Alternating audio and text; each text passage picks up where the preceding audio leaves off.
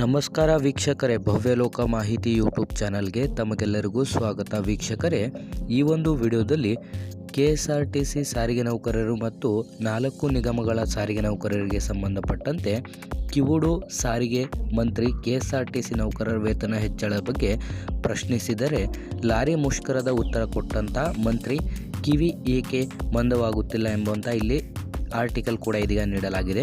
ಕರ್ನಾಟಕ ರಾಜ್ಯ ರಸ್ತೆ ಸಾರಿಗೆ ನಿಗಮ 4 ನಿಗಮಗಳ ಅಧಿಕಾರಿಗಳು ಅಥವಾ ನೌಕರರ ವೇತನ ಹೆಚ್ಚಳ ಹಾಗೂ 38 ತಿಂಗಳ ಹಿಂಬಾಕಿ ಸಂಬಂಧ ಮಾಧ್ಯಮ ಮಿತ್ರರು ಸಾರಿಗೆ ಮಂತ್ರಿ ರಾಮಲಿಂಗಾರೆಡ್ಡಿ ಅವರನ್ನು ಕೇಳಿದರೆ ಅವರು ಲಾರಿ ಮುಷ್ಕರದ ಬಗ್ಗೆ ಉತ್ತರ ನೀಡುತ್ತಿದ್ದಾರೆ.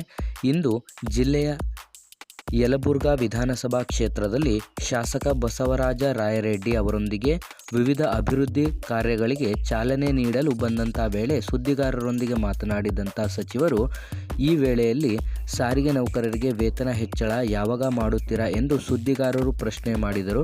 ಆದರೆ ಆ ಪ್ರಶ್ನೆಗೆ ಜಾಣ ಕಿವುಡರಾದಂಥ ಸಾರಿಗೆ ಮಂತ್ರಿ ಲಾರಿ ಮುಷ್ಕರ ಮಾಡದಂತೆ ಈಗಾಗಲೇ ಮಾತನಾಡಿದ್ದೇವೆ ಎಂದು ಸಂಬಂಧವಿಲ್ಲದಂತೆ ಉತ್ತರ ನೀಡಿದ್ದಾರೆ.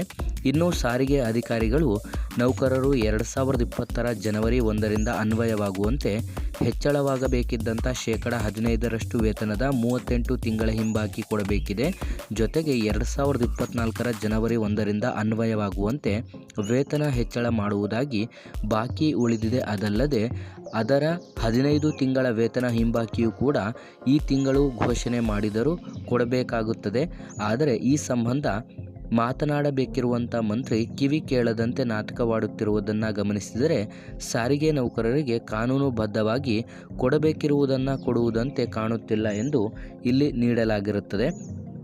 ಇನ್ನು ಇದೇ ಏಪ್ರಿಲ್ 5ರಂದು CM ಸಿದ್ದರಾಮಯ್ಯ ಅವರ ಅಧ್ಯಕ್ಷತೆಯಲ್ಲಿ CM ಗೃಹ ಕಚೇರಿಯಲ್ಲಿ ಕೃಷ್ಣಾದಲ್ಲಿ ಕರೆದಿದ್ದಂಥ ಸಾರಿಗೆ ನೌಕರರ ಸಂಘಟನೆಗಳ ಸಭೆಯನ್ನು ಯಾವುದೇ ಸೂಚನೆ ನೀಡದೆ ಮುಂದೂಡಿದ್ದು, ಇದಕ್ಕೂ ಮೊದಲು ಈ ಸಾರಿಗೆ ಮಂತ್ರಿ ಉತ್ತರ ಕರ್ನಾಟಕ ಭಾಗದ ಪ್ರವಾಸ ಹೊರಟರು.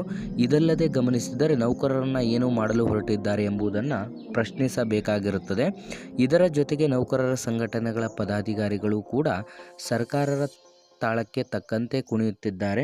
ಮತ್ತೊಂದೆಡೆ ನಾವು ಗಮನಿಸೋದಾದರೆ ಸಾರಿಗೆ ಸಚಿವರು ಕೂಡ ಇದಕ್ಕೆ ಸಂಬಂಧವಿಲ್ಲದಂತೆ ಮಾತನಾಡುತ್ತಿದ್ದಾರೆ ಮತ್ತು ಸರ್ಕಾರ ಜಾಣ ಮೌನದಲ್ಲದೆ ತಾನು ನೌಕರರಿಗೆ ಕಾನೂನುಬದ್ಧವಾಗಿ ಕೊಡಬೇಕಿರುವುದನ್ನು ಕೊಡುವುದಲ್ಲದೆ ಇವರಿಗೆ ಹಿಂಸಾತ್ಮಕವಾಗಿ ಕಾನೂನಿನ ಯಾವುದೇ ಒಂದು ಚೌಕಟ್ಟಿನಲ್ಲಿದ್ದದೆ ಇನ್ನು ಸಾರಿಗೆ ನೌಕರರ ವೇತನ ಹೆಚ್ಚಳ ಸಂಬಂಧ ಹಾಗೂ ಹಿಂಬಾಕಿ ಕುರಿತು ಪ್ರಶ್ನಿಸಿದರೆ ಯಾವುದೇ ರೀತಿಯಾಗಿ ಸಂಬಂಧವಿಲ್ಲದಂತೆ ಮಾತನಾಡುತ್ತಿದ್ದಾರೆ. ಹಾಗಾಗಿ ಇವೆಲ್ಲದನ್ನು ಗಮನಿಸ್ತಾ ಹೋದರೆ ಇನ್ನು ನಾವು ಸಾರಿಗೆ ನೌಕರರಾದಂಥ 4 ನಿಗಮದ ನೌಕರರಿಗೆ ಯಾವುದೇ ರೀತಿಯಾಗಿ ವೇತನ ಹೆಚ್ಚಳವಾಗುವುದು ಅಥವಾ ಹಿಂಬಾಕಿ ನೀಡುವುದಾಗಿ ಯಾವುದೇ ಒಂದು ಸರ್ಕಾರದಿಂದ ಆಗಲಿ ಅಥವಾ ಸಾರಿಗೆ ಸಚಿವರಿಂದ ಆಗಲಿ ಒಂದು ಸಾರಿಗೆ ನೌಕರರಿಗೆ ಸಂಬಂಧಪಟ್ಟಂತೆ ಅವರಿಗೆ ಒಳ್ಳೆಯ ಒಂದು ನಿರ್ಧಾರವೂ ಕೂಡ ಇದುವರೆಗೂ ಬಂದಿರುವುದಿಲ್ಲ. ಹಾಗಾಗಿ ಆದಷ್ಟು ಯಾರೆಲ್ಲ ಸಾರಿಗೆ ನೌಕರರು ವಿಡಿಯೋಸ್ನ ನೋಡ್ತಾ ಇದ್ದೀರಾ ಈ ಒಂದು ಮಾಹಿತಿಯನ್ನು ಲೈಕ್ ಮಾಡಿ ಮತ್ತು ಹೆಚ್ಚಿನ ಮಾಹಿತಿಗಳಿಗಾಗಿ ನಮ್ಮ ಚಾನಲ್ಗೆ ಸಬ್ಸ್ಕ್ರೈಬ್ ಮಾಡ್ಕೊಳ್ಳಿ ಮತ್ತು ವಿಡಿಯೋನ ನಿಮ್ಮ ಎಲ್ಲ ಸಾರಿಗೆ ನೌಕರರೊಂದಿಗೆ ಶೇರ್ ಮಾಡಿ ಅಂತ ತಿಳಿಸ್ತಾ ಇದ್ದೀವಿ ವೀಕ್ಷಕರೇ.